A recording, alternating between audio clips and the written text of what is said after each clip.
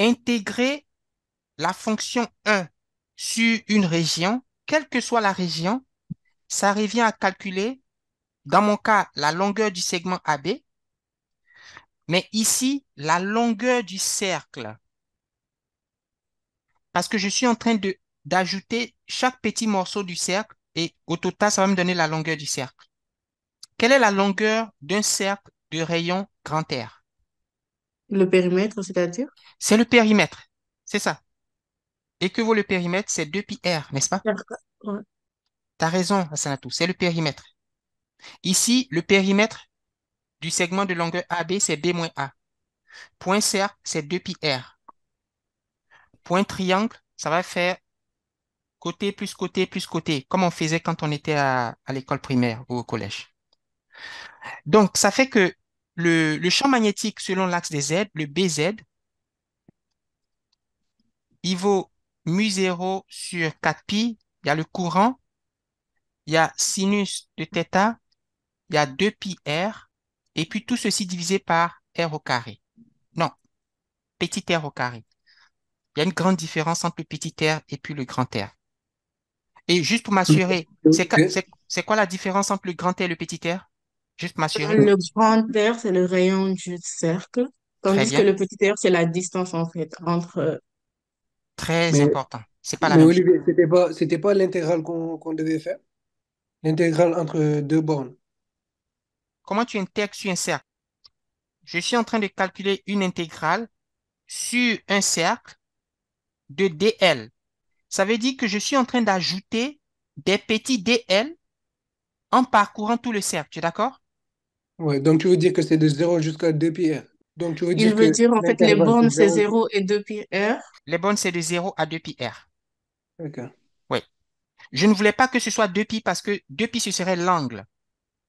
Et là, il faudrait que je parle de dθ. Mais comme on parle de distance, alors je vais prendre de 0 à 2 pi l. Tu as raison, cher ami. C'est bien.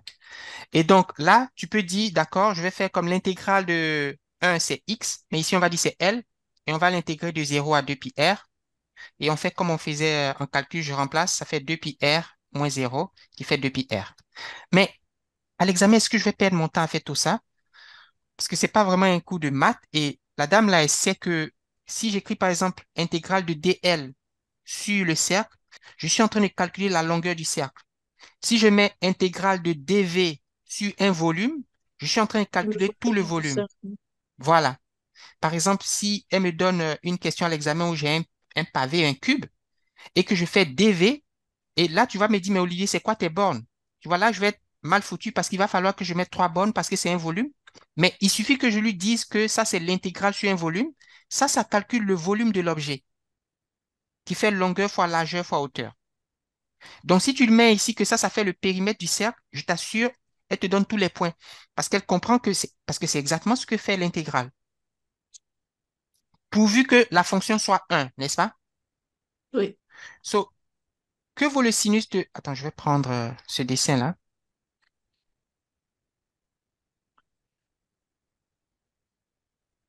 Donc, jusque-là, on a le champ magnétique, c'est euh, mu 0, 4 pi, I, grand Sinus R, θ 2 pi r sur r. Petit r, du moins. comme ça. Oui. Voilà. Je crois que c'est R carré, hein, parce qu'on avait Oui, c'est simplifié. r carré, c'est ça. Voilà. Ok. Si vous laissez ça comme ça, elle ne sera pas contente parce que on voit bien que le sinus θ dépend. Vous voyez, il y a une relation entre grand R, petit r et sinus θ. Donc, il va falloir Mhm. qu'on se débarrasse de lui. Alors, on avait fait ça la dernière fois. Donc, je pense que maintenant, vous êtes un peu rodé. C'est quoi le sinus de θ, Sanato? Grand R sur petit r. Très bien. Côté opposé sur hypoténuse. Très bien. Donc, maintenant, je vais simplifier. Il y a des choses que je peux enlever. Les pi peuvent aller. Il y a 2 qui peuvent aller avec lui. Donc, j'ai mu 0 divisé par 2. J'ai le courant qui ne bouge pas. J'ai grand R. Sinus de θ, c'est grand R sur petit r. Et puis, j'ai 1 sur R au carré. Est-ce que ça va? Hmm? Est-ce que c'est bon, ma simplification? Vous êtes d'accord? J'ai changé lui comme grand R sur petit r. J'ai simplifié ces deux-là. Il me reste 2 ici. J'ai gardé mu 0 i. et R, mais il y a Et un t'as autre. multiplié par l'inverse de R au carré. Voilà. Ou si vous voulez, pour ne pas vous mélanger, je vais simplement mettre que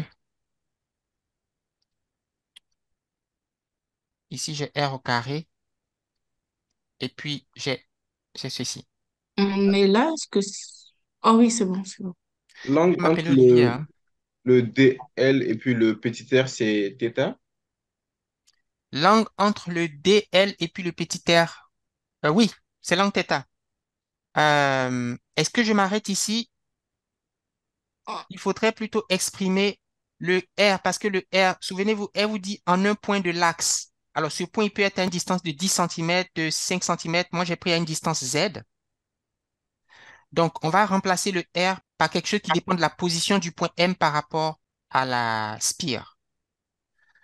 Donc, la dernière chose qu'on va faire, c'est d'exprimer petit r en fonction de Z, en fonction de cette distance. Le grand R, lui, va pas bouger parce que c'est le rayon du cercle, mais le petit r, il peut bouger.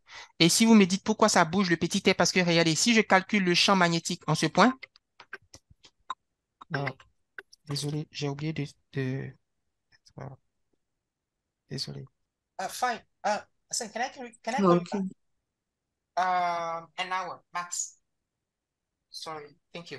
Si je mets le point M ici, regardez la distance petit r. Si je mets le point M ici, regardez la distance. Ça va Donc, toujours te prendre de R et Z. très bien. Grand R Ça et va toujours Z. dépendre de R, de grand R et Z. Donc, pour elle, là, le résultat final doit dépendre de Z. Et en fait, elle a ajouté une question corollaire, et ça peut être une question d'examen, de calculer le champ magnétique au centre de la spire. Or, le centre de la spire, c'est un point particulier, c'est une valeur particulière de Z. Z vaut combien ici? 0 Zéro. à l'origine. On est vraiment à l'origine. Donc ici, j'ai 0. Ici, je suis à une distance Z. Je m'aspire. Dernière chose, remplaçons R par quelque chose qui dépend. Ça, c'est la relation de Pythagore. Est-ce que Z quelqu'un... et R égale la racine de Z au carré plus R grand au carré. Ok, c'est bien. Tout le monde est d'accord avec elle Ouais. pour le petit R. Ok, donc voilà la formule finale. B, le champ magnétique, c'est mu 0 I sur 2 fois, alors j'ai grand R au carré, sur 2 fois R au cube, mais R c'est ceci. Donc ça sera tout ceci exposant 3 demi. Parce que Oui, lui, c'est Z au carré plus R au carré exposant une demi. une demi.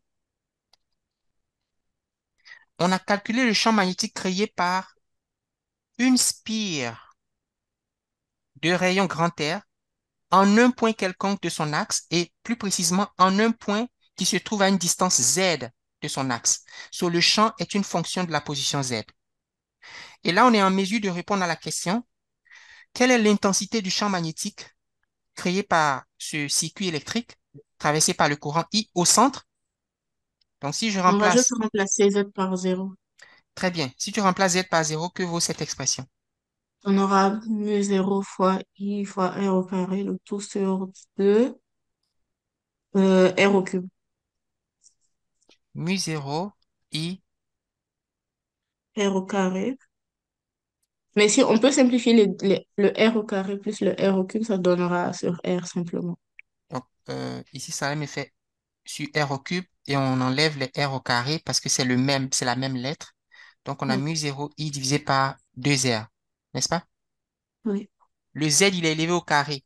Donc, quelle que soit la position, même si je travaillais ici, moins Z au carré, ça fait encore Z au carré. Autrement dit, cette expression est générale. Est-ce que ça va pour cette question? Oui. Oui. Est-ce que ici, pour le champ magnétique résultant, on multiplie par 2 ou non? Ici, je ne vais pas multiplier par 2. Pourquoi? OK, regarde ce que je fais. Je prends l'élément DL et puis je calcule son champ. Le DB que j'ai calculé, ça, c'est pour l'élément DL. T'es d'accord? Oui, OK. Quand j'intègre ça, je suis en train de calculer le champ pour cet élément-là seulement. J'ai calculé le champ pour un élément de longueur et je calcule le champ total quand cet élément de longueur varie partout dans le cercle.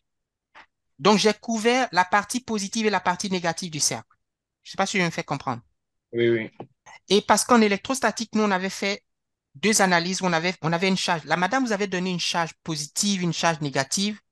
Mais ici, on fait l'analyse avec un seul élément, parce qu'on d'abord, on n'a pas de charge, on a juste un élément de longueur. Donc, pourquoi prendre un élément de longueur qui est opposé? Je prends cet élément et puis je le fais bouger. Et mathématiquement, le faire bouger, ça veut dire prendre l'intégrale sur tout le cercle. Et c'est là qu'on a dit on intègre de 0 à 2πr dl.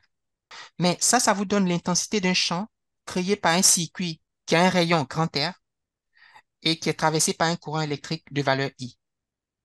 Si elle me donne l'intensité du courant et puis le rayon du circuit, je peux facilement calculer le champ en remplaçant les valeurs. Donc, ça peut être une application numérique dans une question d'examen.